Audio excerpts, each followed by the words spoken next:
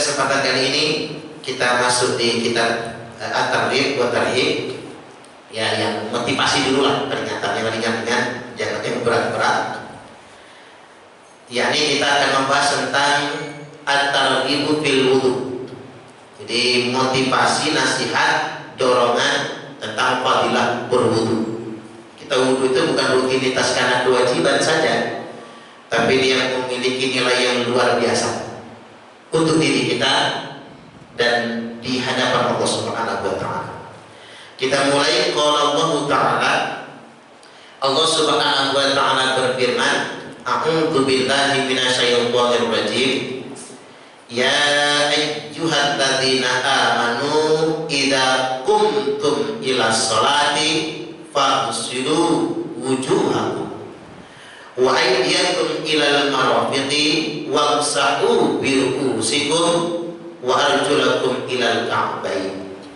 Sampai disebutkan dalam Al-Qur'an, wahai orang-orang yang beriman, idza kuntum, apabila berdiri kalian semua, ila sholati, untuk sholat, faghsilu, maka basuhlah, wujuhakum, wajah kalian, wa aydiyakum ilal marafiqi, tangan kalian hingga ke siku. Jangan sampai terbalik ya Pak, dari jari ke siku. Jangan cuma disiram, menyiram dari di keran atau di gayung siku ke jari-jari, jangan. Tapi basuhlah dari jari-jari, tarik ke siku. Selanjutnya wamsahu bi ru'usikum, usaplah kepala kalian. Kalau kepala itu gak usah membasuh. Kalau gak basuh, kalau bapak masukin di bawah keran itu, kayak orang keramas, itu dibasuh. Itu kalimatnya tidak wamsilu bi ru'usikum atau ru'usakum, wamsilu ru'usakum, gak begitu. Kalau kalimatnya begitu, maka harus dicuci. Persis kayak orang keramas. Wow, belibet banget. Kalau kita masih mending ibu-ibu itu, karena dia pakai kerudung. Tapi kalimatnya nggak begitu, wamsahu, sapu saja, selitas, husap saja, birukusikum. Ada rumpahnya lagi di sini. Ayyuzun minha. Jadi nggak harus semua kepala, sebagian saja, terutama kepala bagian depan. Sudah Allah kasih keringanan buat kita, disapu saja. Apalagi bapak-bapak takut pecinya basah misalnya, bisa, cuman lembab biasa saja. Tidak harus dibacur air. Air yang tersisa di tangan kita itu, kita ambil air yang tersisa di tangan, setelah kita tumpahkan, itu yang kita bisa pakai ke kepala. Beda kan kalau tangan harus tumpahan air, muka juga harus air yang tumpah, kaki juga harus air yang tumpah, tapi untuk kepala tidak. Air di telapak tangan kita, air baru kita tumpahkan, sisa air yang di telapak tangan usapkan ke kepala. Begitu jadi. Sudah Allah buat kemudahan sedemikian rupa. Wa arjulakum ilal ka'bayn, dan kaki kalian ilal ka'bayn, sampai mata kaki saja. Jadi nggak usah sampai lutut, sampai mata kaki. Tapi dibasuh kalau kaki. Surah Al-Maidah. Baik, yang berikutnya kita kembali masuk ke fadilah-fadilah. Wa qala sallallahu alaihi wasallam, telah bersabda Rasulullah SAW, man tawaddo'a fa ahsanal wudu'a, maka barang siapa yang berwudu, fa ahsanal wudu'a, lalu dia menyempurnakan wudunya. Menyempurnakan wudu begini Pak, semuanya dibasuh, semuanya disapu, bagian yang dibasuh, yang disapu, yang disunahkan 3 kali, 3 kali. Kanan dulu baru kiri. Jadi disempurnakan wudunya, urutan sedemikian rupa, tertib dan tumaninah, berurutan, tenang, tidak terburu-buru. Man tawaddo'a, maka barang siapa yang berwudu, fa ahsanal wudu, kemudian disempurnakan dengan wudu sebaik-baiknya. Wa shalla rak'atain, lalu dia mengerjakan salat 2 rakaat. Para ulama mendefinisikan salat 2 rakaat ini Pak, salat sunnah li syukril wudu, atau sholat masuk masjid, tahiyatul masjid, begitu. Atau kalau nggak sempat ya sholat fardunya. Mengapa ulama menetapkan di syukril wudu? Karena sebutnya 2 rakaat di sini.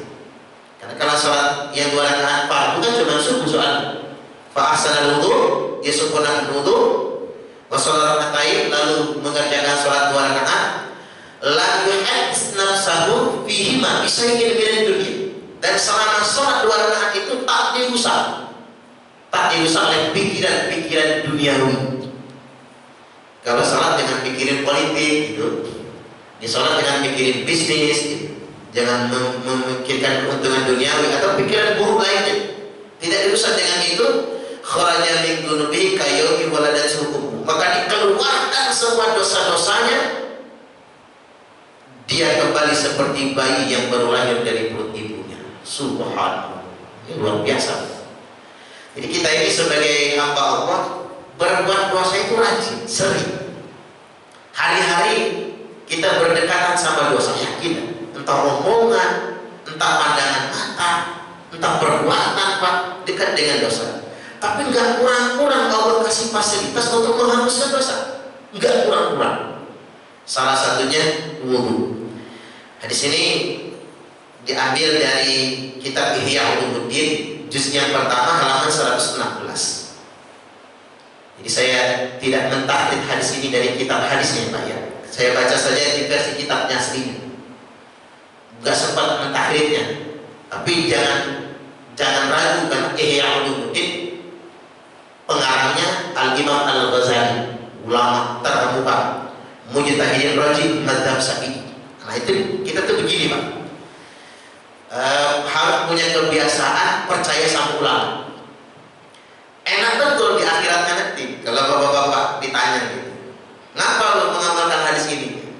Ya Tuhan kasih tahu itu lah betulnya. Ngapa mengamalkan hadis ini?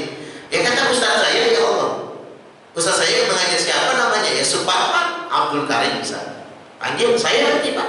Saya dari guru saya sampai ke Imam Al-Ghazali. Jadi tidak ada masalah. Makanya ilmu itu selama kita amalkan bersama, ada pertanggungjawabannya. Enggak kata kita, enggak menafsirkan sendiri, insya Allah selamat kita. Paling enak sebetulnya. Mengapa banyak perbedaan pendapat dan orang berantem, merasa paling benar? Karena orang merasa paling berhak menafsirkan agama sendiri dan merasa paling berhak mengkritik ulama. Kan ada ustaz mengkritik Imam Syafi'i, udah gaya. Kalau Imam Syafi'i hidup zaman sekarang, saya berani berdebat, kata dia. Astagfirullahaladzim. Seakan-akan ilmunya udah kayak apa aja ya. Ya jangan begitu. Kitab Ihya Ulumuddin adalah kitab yang terkenal dari Imam Al-Ghazali rahimahullah. Jadi itu fadilah. Baik, kita lanjutkan hadis berikutnya. Wa qala sallallahu alaihi wasallam, telah bersabda Rasulullah sallallahu alaihi wasallam, "Idza tawadda'a al-'abdul muslimu", apabila seorang hamba muslim mengerjakan wudu, faradmara, lalu dia berkumur-kumur. Ini kumur-kumur yang sederhana, sunnah saja. Kumur-kumur. Sekarang kita kan suruh rajin kumur-kumur tuh, jangan corona. Faradmara, dia kumur-kumur, kharajatil khotoya min fihi, maka keluar dosa-dosanya itu dari mulutnya. Ketika kumur-kumur itu dosanya keluar, kesalahan-kesalahannya keluar, terutama dosa yang diakibatkan oleh rongga itu. Jadi bibir kita, lidah kita, itu akan keluar.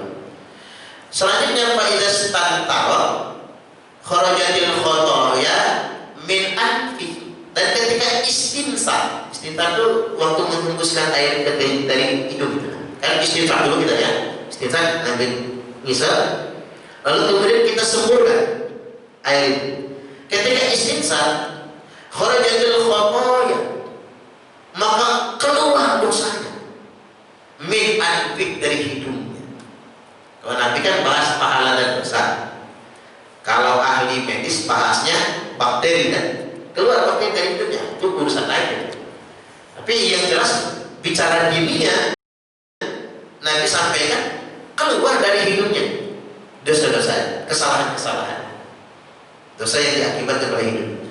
Fa idza ghasala wajhahu kharajatil khotoya min wajhihi, dan ketika dia membasuh wajahnya, mukanya, maka keluar dosa-dosanya dari wajahnya, berguguran dosa-dosa dari wajahnya, hatta takhruja min tahti asfari ainaihi, sampai keluar dosa-dosanya itu dari sela-sela kelopak matanya.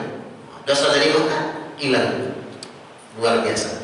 Makanya kita itu kalau bisa jangan cuma bahas dosa, tapi bahas juga penghapus dosa. Kalau ngebahasin dosa ya serem juga Pak.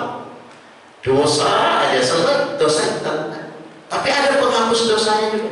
Jadi ketika kita berwudu, maka dosa-dosa kita dari sela-sela dari wajah kita dan dari sela-sela mata tersebut keluar berguguran. Subhanallah, saat mengusap wajah. Faidah wasala yadaihi, dan ketika mencuci kedua tangan, kharajatil khotoya, keluar juga dosa-dosanya, min yadi, dari kedua tangannya, hatta takhruja min tahti al-far, sampai berguguran dari bawah kuku-kukunya.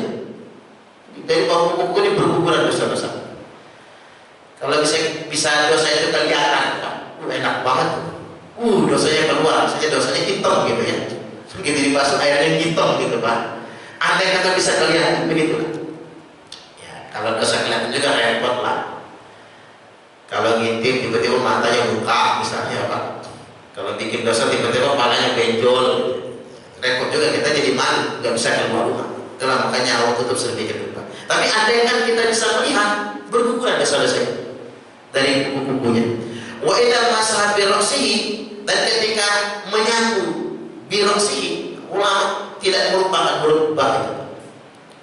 Jadi untuk memahamkan kepada kita nggak harus semua kepala, nggak harus semua kepala. Ketika menyapu sebagian kepala, kharajatil khotoya, berguguran dosa-dosanya, biroksi, dari rambutnya, dari kepalanya, hatta takhruja min udunai, sampai berguguran dari bawah telinga, berguguran bawah telinga.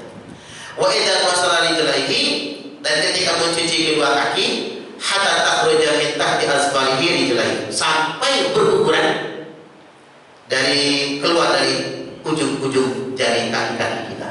Subhanallah. Hadis ini selanjutnya Nabi menambahkan, itu makana masyuhu ilal masjidi wa salatu guna filatan. Lalu setelah dia berwudu, karena itu kan hampir tidak ada yang berwudunya di masjid. Setelah dia berwudu, masyuhu ilal masjid, dia berjalan ke masjid, wa salatu, sampai di masjid dia mengerjakan salat nafilatan yang merupakan amal tambahan bagi, berarti salat sunnah, salat nafilah, salat yang tambahan bagi kita masuk ke masjid. Makanya kalau dipilih wudu yang paling afdal di mana? Di rumah. Jadi kalau batal di masjid, ya berwudu di masjid. Tapi usahakanlah berwudu di rumah. Karena tadi hadis-hadisnya menunjukkan sedikit di rumah. Karena dulu mungkin di masjid belum ada, zaman Nabi belum ada keran gitu ya. Tapi memang keutamaan itu tetap tidak hilang, walaupun di masjid sudah ada kerannya. Baik, Rasulullah SAW telah bersabda Rasulullah SAW, rujukan hadis ini ya, di Ihya Ulumuddin juga, di juz yang pertama halaman 116. Lalu Nabi bersabda, "Qallilu asabi'akum." Rendahkan, basuh sela-sela jari. Nah, ini jangan lupa ya, biasanya kita sah-sah aja, sela-sela jari juga kita basuh. Yang penting kakinya dibasuh sama tangannya. Tapi paling bagus qallilu asabi'akum. Kata Nabi, cuci sela-sela jari-jari kalian itu, jangan dilupakan. Enggak kata sekali lewat dan untuk mencukupi hadis ini. La yukhallilu Allahu yaumal qiyamati binar, maka dijamin kata Nabi, sela-sela jari itu tidak akan dicuci oleh Allah dengan api neraka pada hari kiamat nanti. Subhanallah. Ya nggak mungkin Pak, kakinya doang yang masuk surga, palanya masuk neraka, kan nggak mungkin maksudnya gitu. Artinya kalau kaki kita saja nggak kena api neraka, semuanya nggak kena. Mudah-mudahan, Allahumma amin. Nanti di akhirat bapak-bapak, seandainya disuruh Allah masuk neraka, Pak Faizul kata Allah, tapi nggak manggil pala, langsung nama ya, langsung nama masuk neraka. Jangan langsung mau Pak, berhujah dulu di hadapan Allah. Nggak mau ya Allah. Ini umpama ini tidak ilmu tasawuf ini Pak, ilmu tasawuf ini nggak mau. Lo ngapa kamu nggak mau? Saya sudah wudhu terus ya Allah. Saya wudhu, kumur-kumur, istinsah, mereka jari-jari kaki. Rasul kan menjaga itu. Kalau saya kumur-kumur, mulut saya nggak dibakar api neraka. Kalau aja saya masuk dengan air wudhu, muka saya nggak kena api neraka. Kaki saya cuci, kaki saya nggak cuci api neraka. Dan saya selalu menjaga wudhu. Mohon ya Allah, aku menjalankan ketaatan atas anjuran dari Nabi. Oh gitu, nggak jadi ketahuan. Sudah kan gitu, Pak, benar. Kita jangan berhujah di hari kiamat nanti. Pak Firdaus, ini masuk neraka. Ya nggak bisa ya Allah, saya kan rajin berjijian gitu ya. Ikut istip serbu juga misalnya. Berhujah lah. Begitu berhujah, ya Allah tuh maha tahu, Allah kan tetes aja gitu. Tidak masuk surga. Loh ngapa ada ahli ibadah yang malah masuk neraka? Ada. Karena nggak mau berhujah dengan tawadhu. Ada ahli ibadah masuk neraka 500 tahun kan ibadahnya. Kata ahli ibadah, kata Allah, kamu masuk surga birahmati, dengan rahmat. Apa kata ahli ibadah? Enggak bisa ya Allah, masa saya masuk surga karena rahmatmu? Aku ini masuk surga karena amalku aturan mestinya. Lu ngapa kata Allah? Aku beribadah itu fungsi di sana, kata dia, 500 tahun nggak pernah maksiat, sholat, sujud, wudu, puasa, nggak pernah maksiat. Aku lebih pantas masuk surga karena ibadah. Oh gitu kata Allah. Oke, kalau itu mau kita timbang aja. Qisu ibadat abdi bi ni'mati amali. Timbang ibadah hamba ini, nyuruh malaikat Jibril, Allah. Tapi bandingkan sama nikmat yang diberikan kepadanya. Maka satu nikmat mata tak kalah kaki dia diambil itu Pak. Satu nikmat mata mengalahkan ibadahnya sudah 500 tahun. Nah, karena lu sombong kata Allah, sombong alias sombong takabur, masuk neraka sana. Itulah mengapa kita nggak boleh merasa paling suci, Pak. Nggak boleh. Kan disebutkan dalam Al-Quran, "Fala tuzakku anfusakum", janganlah merasa suci dengan diri kalian sendiri. Huwa a'lamu biman ittaqa. Hanya dia Allah yang maha tahu siapa orang-orang yang benar-benar bertakwa. Makanya Abdurrahman bin Muljam hafal Quran 30 juz. Hafal Quran 30 juz. Tahajud tiap malam tapi masuk neraka. Nanti nyebutnya kilabunnar, anjing-anjing neraka. Karena apa? Dia merasa paling benar sendiri, merasa paling beriman, takabur dengan imannya. Ada masuk neraka. Ujung-ujungnya membunuh Imam Ali ya. Nah orang-orang kayak gini nggak punya hujah di hari kiamat. Nah kalau kita kan enggak berhujah, walaupun berhujah dengan sesuatu yang kecil, Allah terima hujah itu. Alasan kita. Oh Nabi juga membela kita Pak, dengan syafaatnya nanti. Makanya betul kan di hadis itu, orang yang punya sombong walaupun sebesar biji darah tidak bisa masuk surga. Benar. Kita ini berhujah. Ya Allah saya sudah rajin mengaji, ya Allah saya sudah rajin ke masjid, berhujah. Allah terima semua itu. Kecil menurut kita, gede banget bagi Allah, sangat bergilai bagi Allah Subhanahu wa Ta'ala. Baik, saya lanjutkan lagi hadis yang saya bacakan tadi, riwayat Imam Ad-Darqutni dalam kitab Sunannya, juga disebutkan dalam kitab, ya ini dalam kitab Jami' As-Shaghir Imam Ad-Darqutni di juz yang kedua halaman yang keempat. Selanjutnya, waqala sallallahu alaihi wasallam, Nabi juga bersabda, wailun lil aqabi minan nar fa asbiqul wudu, wailun, celaka. Ada orang mengatakan neraka wail, celaka.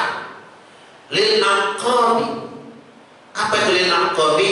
Istilah sebutan Nabi pada orang yang kalau nyuci kaki nggak selesai, tumitnya belum basah. Nah, tumitnya belum basah, nyuci kaki tumit belum basah. Itu yang disebut dengan lil aqab. Celaka orang yang nyuci kaki nggak sempurna, tumitnya belum kena air, saking buru-burunya. Fa asbiqul wudu, maka dia tidak celaka kata Nabi, sempurnakanlah wudu. Dari wudu aja ke surga semua kita. Allahumma amin, amin ya rabbal alamin. Kita harus membangun filosofi surga itu nggak sulit, tapi tidak boleh dibuat sombong. Nah, filosofi hidup begitu. Simpel banget. Yang penting iman dulu kita. Kalau belum iman, wudu ya nggak berlaku. Iman nomor satu, baru ibadah yang mengikuti.